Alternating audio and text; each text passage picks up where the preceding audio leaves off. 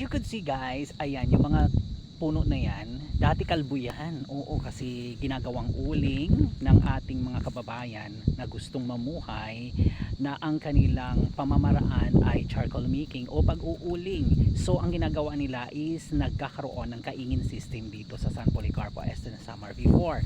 Pero dahil naging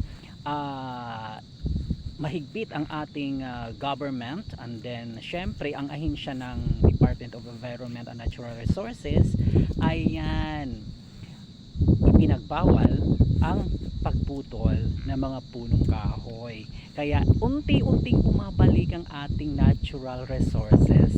So si Mother Earth is tuwang-tuwa.